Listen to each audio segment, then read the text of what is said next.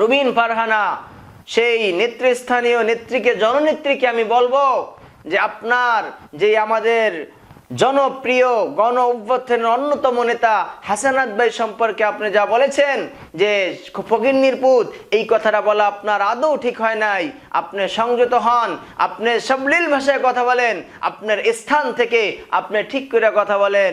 আমরা এটা বাংলার জনগণ দেখতে চায়। এবং আপনি যেই অবস্থাটা সৃষ্টি করেছেন, একজন গণ অভ্যুত্থানের একজন সৈনিক, তাকে আপনি কথা বলতে দেন নাই, তাকে আপনি আপনার লোকজন দিয়া তাকে সংসদের মতন স্থান থেকে তাকে বের করে দিয়েছেন। এটা আপনার থেকে আশাবাদী না। এরকম কর্মকাণ্ড আপনার থেকে বাংলার জনগণ দেখতে চায় না। আমরা চাই সবাই মিলে স্বৈরাচারীকে আমরা যেইভাবে প্রতিহত করেছি, আমরা একটা নতুন বাংলাদেশ আমরা জনগণকে উপহার দিব, যেই নতুন বাংলাদেশের মধ্যে সেই স্বৈরাচারের মতন ওই রকম কোনো কর্মকাণ্ড হবে না, ওই রকম কোনো নিজেদের বাক স্বাধীনতাকে হরণ করবে, কেউ তার স্বাধীনভাবে কথা বলতে পারবে না, এটা আমরা কখনোই আশাবাদী করি না। আমরা আশা রাখবো আপনার দ্বারা যেই ঘটনাগুলি সংগঠিত হইতেছে, এই রকম ঘটনাগুলি যেন আর সংগঠিত না হয়। রুবিন ফারহানা তিনি বিএনপির একটি জননেত্রী ছিল। তেনার জনপ্রিয়তা জনগণের মধ্যে ভালোবাসায় আসক্ত ছিল।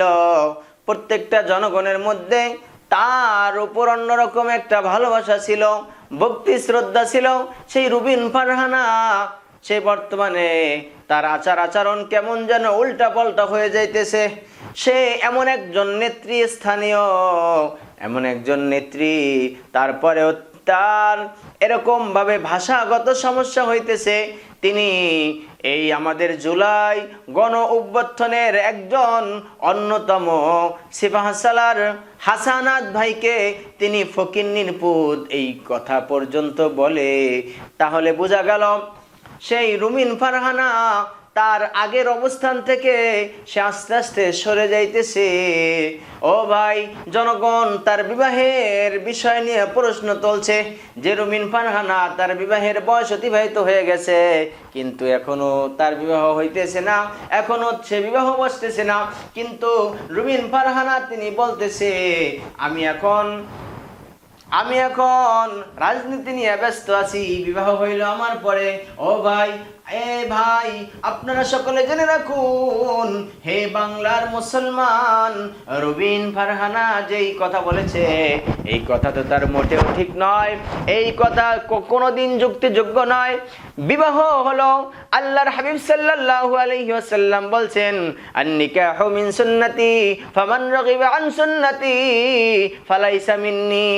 বিবাহ হইল আমার সুন্নাত, যে আমার সুন্নাত থেকে মুখ ফিরিয়ে নিল সে আমার দলভুক্ত না, সে আমার উম্মত না। অন্য হাদিস আল্লাহর হাবিব সাল্লাল্লাহু আলাইহি ওয়াসাল্লাম বলেছেন আন-নিকাহু নিসফুল ঈমান, বিবাহ হইল ঈমানের অর্ধেক।